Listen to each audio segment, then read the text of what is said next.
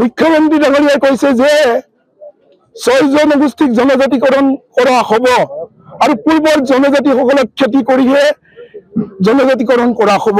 গতিকে আমি তাক তীব্ৰ বিৰোধ কৰিছোঁ। আৰু বৰ্তমানৰ সংবিধানত পূৰ্বৰ জনজাতিসকলক ক্ষতি নকৰাকে 6 জনগোষ্ঠীক জনজাতিকৰণ কৰিব নোৱাৰে। গতিকে আমি সংবিধান সলনি নকৰাকে পূৰ্বৰ জনজাতিসকলক ক্ষতি কৰাৰ যি চৰকাৰৰ সিদ্ধান্ত, এই সিদ্ধান্তক আমি তীব্ৰ বিৰোধ কৰিছোঁ। আৰু 25 নৱেম্বৰ তাৰিখে বিধানসভাত অসম চৰকাৰে যি সিদ্ধান্ত গৃহীত কৰিব বিচাৰিছে তাক আমি আহ্বান জনাইছোঁ যে পূৰ্বৰ জনজাতিসকলক ক্ষতি নকৰাকে অসম চৰকাৰে যি ব্যৱস্থা গ্ৰহণ কৰে গ্ৰহণ কৰক, কিন্তু পূৰ্বৰ জনজাতিসকলক ক্ষতি কৰি এই বিধানসভাত অসম চৰকাৰে যি ধৰণে জনজাতিকৰণ কৰাৰ প্ৰক্ৰিয়া আৰম্ভ কৰিছে তাৰ আমি তীব্ৰ বিৰোধ কৰিছোঁ।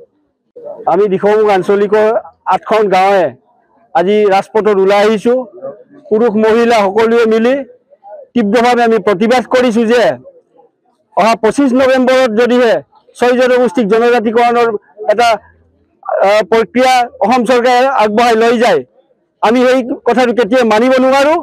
যিহেতু আমাৰ এক্সিষ্টিং যিটো ট্ৰাইবেল 40 লাখ জনসংখ্যা আছে, তাতে 2 কোটি জনসংখ্যাক এই আমাৰ অধিকাৰখিনি ভৰাব বিচাৰিছে। এইটো আমি কেতিয়াও মানি ল'ব নোৱাৰোঁ।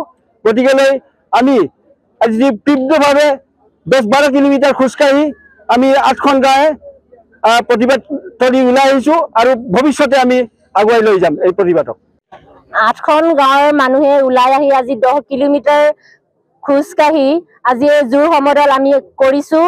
এই দিখৌমুখ আঞ্চলিক TMPK, MMK আৰু TMMMK তিনিটা জনজাতীয় সংগঠনে একগোট হৈ আমি 6 জনজাতিকৰণৰ তীব্ৰ বিৰোধিতা কৰিছোঁ আৰু আগলৈ আমি বিৰোধিতা কৰি গৈ থাকিম।